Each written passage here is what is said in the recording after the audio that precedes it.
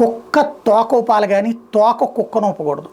భవిష్యత్తులో ఈ విషయం గుర్తుపెట్టుకోవాలా. ఇప్పటికిప్పుడు ఏం కాదు, రాబోయే ఎన్నికల టైం లోపు ఏమైనా సెటరేట్ చేసుకుంటారో లేదా ఎన్నికల టైంకి అలాంటి వాతావరణంతోనే వెళ్తారో చూడాలి. ప్రస్తుతం ప్రభుత్వాన్ని ముఖ్యమంత్రి గారు నడపట్ల సోషల్ మీడియాలో యాక్టివిస్టులు, పార్టీ యాక్టివిస్టులు, అట్లాగే తెలుగుదేశం అనుకూల పత్రికలు నడుపుతున్నాయి. వాళ్ళు ఎలా చెప్తే అట్లా ప్రభుత్వం నడవడం అనేటటువంటిది బాబుగారి పాలనని పలుచన చేస్తుంది. అలాగే ఆ నిర్ణయాలు ప్రమాదకరం అవుతున్నాయి.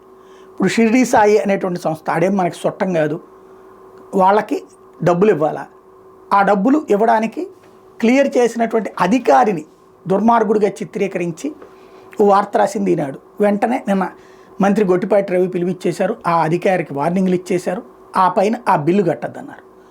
ఇదివరకు ఇదే ఈనాడు ఏం రాసేది, తెలుగుదేశం హయాంలో బిల్లులు వైసీపీ హయాంలో ఆపేశారు, ఇది ఎక్కడిది, ప్రభుత్వం అంటే ఒక కంటిన్యూటీ ఫరం, ఎవరు అధికారంలో ఉన్నా పాత బిల్లులు చెల్లించరా అంటూ నిలదీసింది, నిందించింది, పుంకాను కథనాలు రాసింది. ఇప్పుడు అదే ఈనాడు అట్లా ఎందుకు బిల్లు కట్టేస్తారు, ఎట్లా కట్టేస్తారు, లేట్ ఎందుకు చేయరు, వాళ్ళు ఎందుకు ఏడిపించరు అంటుంది.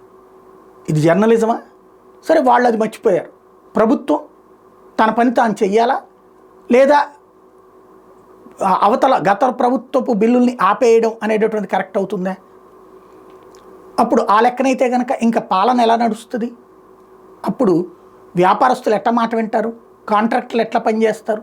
ఇక ఎవడు అధికారంలో ఉన్నప్పుడు వాళ్ళ కాంట్రాక్ట్, దెన్ ఇంకా డెమోక్రసీ ఎక్కడ ఉంటుంది?